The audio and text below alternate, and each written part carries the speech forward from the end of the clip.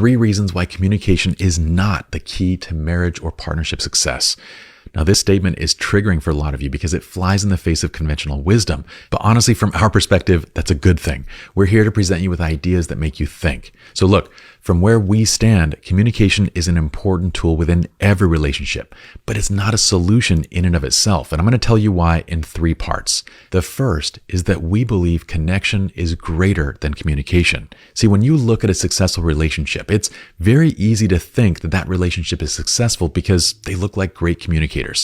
But what's usually happening is that these 2 people have a great connection, and it's that connection that improves their ability to understand one another. On the outside, it looks like great communication, but in reality, it's not really their communication tools, it's their mutual respect and understanding for one another that allows them to read between the lines when something's communicated in a manner that's not ideal. In fact, this is actually the premise of studies and books like these. Second, better connection equals better communication.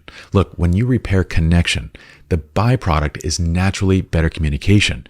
But the same isn't always true in reverse. For most couples, focusing on how they communicate isn't going to repair their connection in and of itself. Focusing on communication as a solution by itself is a symptomatic approach. Oh, and side note, a symptomatic approach can actually be warranted when a couple's communication is so bad they can't even get to the connection part of the equation. Sometimes we do have to stabilize a relationship by addressing how they're communicating before we can go deeper to the actual source. But it's in that source where the long-term solution is usually found. Third reason, communication is only one tool to improve connection.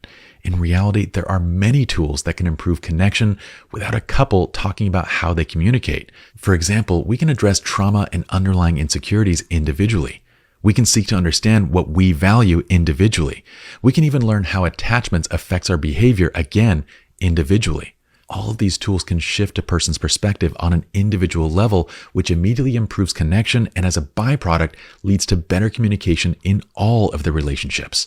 Here's why all this matters. Because in a clinical setting, oftentimes people not only lack the ability to communicate their wants and needs, they might not even truly understand them. In other cases, one person can be manipulative. They can be excellent communicators while the other person is suffering silently at the hands of a narcissist. And frankly, while communicating emotions openly is enjoyable for some, for others it's downright torturous. Now, in each of these situations, therapy or coaching is going to fail when communication is used as the only tool and solution in and of itself. So beware of those who claim that communication is the magic bullet, because good therapists, psychologists, and coaches know that there isn't a magic fix-all tool, but instead, they're going to employ the right tool for the right situation to arrive at long-term relationships.